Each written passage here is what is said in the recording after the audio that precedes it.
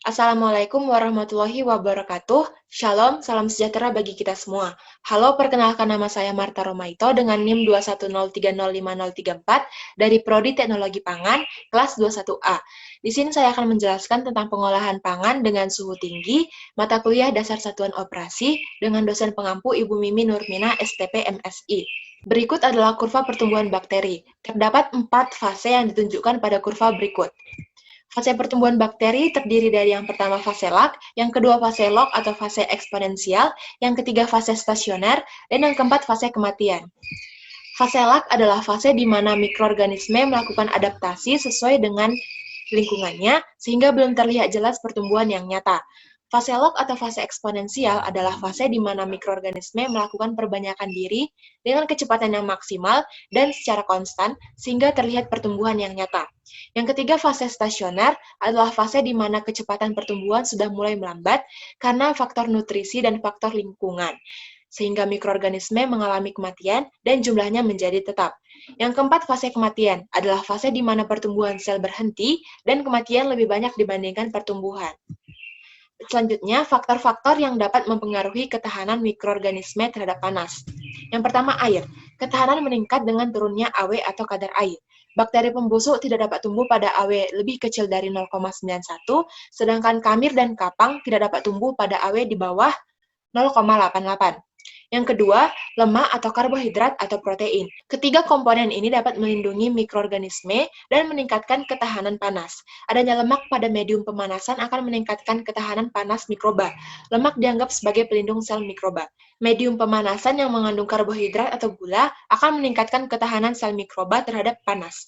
Protein yang terdapat di dalam medium pemanasan dapat bersifat melindungi mikroba terhadap panas.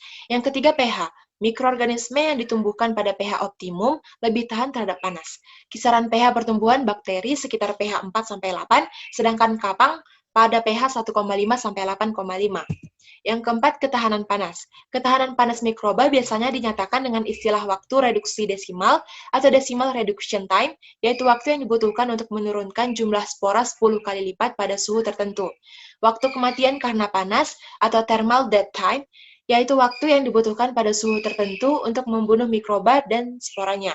Harga DT adalah waktu dalam menit pada suhu tertentu dalam derajat Fahrenheit yang dibutuhkan untuk membunuh 90% dari jumlah populasi mikroba yang ada. Yang kelima, suhu atau temperatur. Berdasarkan suhu optimum pertumbuhannya, mikroba dapat dibedakan atas 3 grup, yaitu psikrofilik yang dapat bertahan hidup pada suhu lebih kecil dari 20 derajat Celcius, yang kedua mesofilik yang dapat bertahan hidup pada suhu 20 derajat sampai 45 derajat Celcius, yang ketiga termofilik yang dapat bertahan hidup pada suhu di atas 45 derajat Celcius. Selanjutnya adalah teknik yang digunakan dalam menghambat pertumbuhan mikroorganisme. Terdapat 4 tahap, yaitu yang pertama blanching, yang kedua pengeringan, yang ketiga pasteurisasi, dan yang keempat iradiasi. Yang pertama blanching. Blanching adalah salah satu teknik yang digunakan untuk menghambat pertumbuhan mikroorganisme dalam bahan pangan dengan menggunakan panas yang biasanya dilakukan terhadap buah-buahan dan sayur-sayuran. Enzim yang tahan panas pada jaringan tanaman atau sayur-sayuran adalah katalase dan peroksidase. Blanching dilakukan dengan cara memanaskan bahan pangan dengan uap air atau air panas secara langsung pada suhu kurang dari 100 derajat Celcius selama lebih kurang 10 menit. Untuk bahan pangan biasanya dilakukan pada suhu 82 derajat sampai 93 derajat Celcius selama 3-5 menit. Selanjutnya, pasteurisasi. Pasteurisasi adalah suatu proses pemanasan yang dilakukan pada suhu kurang dari 100 derajat Celcius, tetapi dengan waktu yang bervariasi dari beberapa detik hingga beberapa menit, tergantung pada tingginya suhu yang dipakai. Pada suhu 145 derajat Fahrenheit atau 62 derajat Celcius, dilakukan selama 30 menit.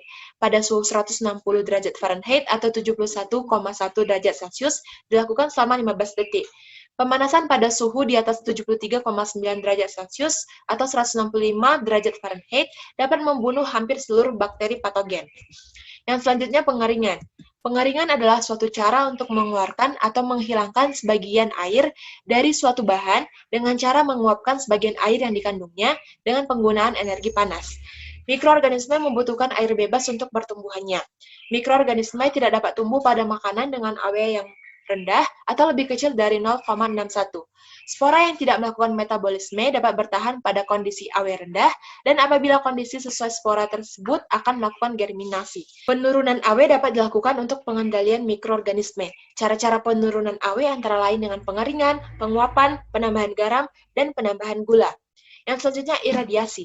Iradiasi pangan adalah metode penyinaran terhadap pangan, baik dengan menggunakan zat radioaktif maupun akselerator untuk mencegah terjadinya pembusukan atau kerusakan pangan, serta membebaskan dari jasad renik patogen. Iradiasi makanan adalah penggunaan radiasi dari isotop radioaktif dari kobalt atau cesium dari pembangkit yang memproduksi sinar beta, gamma, atau sinar X yang jumlahnya terkendali sehingga makanan tidak bersifat radioaktif. Iradiasi memanfaatkan sinar beta, gamma, atau sinar X yang diproduksi oleh kobalt 60 dan cesium 137. Demikianlah penjelasan saya mengenai pengolahan pangan dengan suhu tinggi. Jika ada salah kata atau salah data, saya minta maaf. Wassalamualaikum warahmatullahi wabarakatuh. Shalom, salam sejahtera bagi kita semua.